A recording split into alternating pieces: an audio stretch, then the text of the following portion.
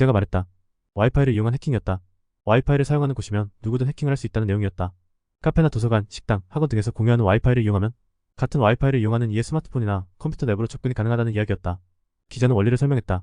방법도 함께 설명했다. 통신사별 와이파이 기본 비밀번호도 알려주었다.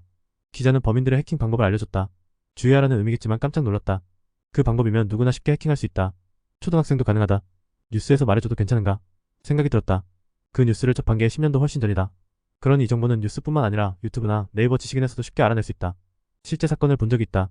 함께 일하는 동료였다. 무슨 일인지 모르겠지만 해킹 사건은 분명했다. 내용은 이랬다. 함께 일하는 모든 동료의 카카오톡으로 동영상이 뿌려졌다. 이에 대해 그는 말했다. 해당 영상의 사람 저 아닙니다. 경찰 신고도 완료했습니다. 나에게는 영상이 오지 않았다. 고로 어떤 내용인지 알 수 없었다. 아마존과 관련한 내용임은 틀림없다. 그 사건이 있고 며칠 뒤에 뉴스에 기사가 떴다. 스마트폰 해킹을 이용한 범죄가 기승을 부리고 있습니다. 기사에 따르면 범인들은 피해자들의 사진과 영상을 이용하여 협박한다고 했다. 이번에도 역시 기사가 사실을 인정해줬다. 뿌려진 영상 속의 인물은 동료였던 것이다. 뉴스에 따르면 범죄 방법은 이렇다. 상대의 스마트폰에 랜섬웨어를 설치한다. 방법은 다양하다. 어떤 영상을 보게 하거나 무언가를 다운로드 받게 하면 된다. 그러면 다운로드되는 파일 내부에 백도어 프로그램이 함께 설치된다. 이후 상대의 스마트폰에 있는 모든 정보를 들여다볼 수 있게 된다. 그렇게 되면 영상과 사진 속에 있는 내용을 가져와 그를 이용하여 상대에게 협박한다. 스마트폰 카메라를 원격 작동을 통해 열고 녹화나 사진을 찍을 수 있게 된다. 이 판타지 같은 내용은 판타지가 아니다. 내가 중학교 2학년 때 친구와 해킹 프로그램을 이용해 장난을 했던 적이 있다. 정확하게 기억은 나질 않는다.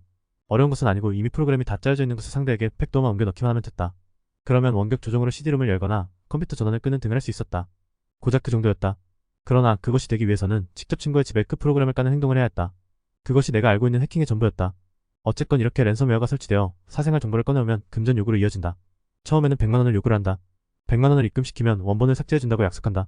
이후 입금이 완료되면 200만원을 요구한다. 200만원도 입금이 완료되면 400만원을 요구한다.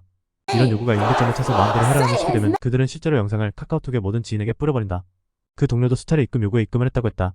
그러다 멋대로 해라라는 식으로 되어놓고 상대는 모든 영상을 카카오톡의 지인에게 뿌려버렸다. 신고가 이어졌다.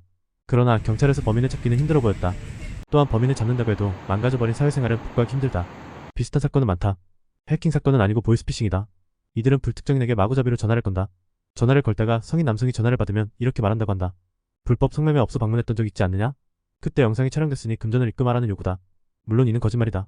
뉴스에 따르면 성인 남성 중 상당수가 실제 방문 경험이 있어서 꽤 많은 이 요구에 응한다고 한다. 슬쩍 찔러본 요구에 상대가 응하면 좋고 아니 말고 시계 보이스피싱이다. 실제 나에게 비슷한 전화가 왔었다. 상대는 모르는 번호로 왔다. 전화를 받자마자 보이스피싱임을 확신했다. 한 업소에서 나의 영상이 찍혔다는 것이다. 이런 쪽으로는 꽤 깔끔한 삶을 살았기에 나는 어느서인지 물었다. 상대는 창원경찰서라고 했다. 나는 웃으며 제가 제주 거주하는데 창원에서 찍혔나요? 하고 물었다. 그럼에도 상대는 포기하지 않고 꼭 조사에 출석하라고 말했다. 제가 다시 창원서로 전화드릴게요 라고 말했다. 이 사건은 꽤 재밌는 해프닝이다. 이런 보이스피싱은 종종 걸려올 때가 있다. 한 번은 카카오뱅크를 사칭하여 전화가 왔다. 깜빡 속을 뻔했으나 금방 알게 됐다. 전화 온 이에게 역으로 계속 전화를 했던 적도 있다. 상대는 한두 번은 받다가 나중에는 받지 않았다.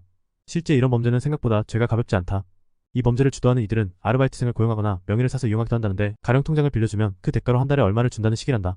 이제는 보이스피싱이 아니라 광고 문자와 전화가 너무 많이 와서 전화를 무음으로 설정해둔다. 디지털 디톡스라고 하여 최대한 디지털 기계에서 멀어지고자 노력하고 있다.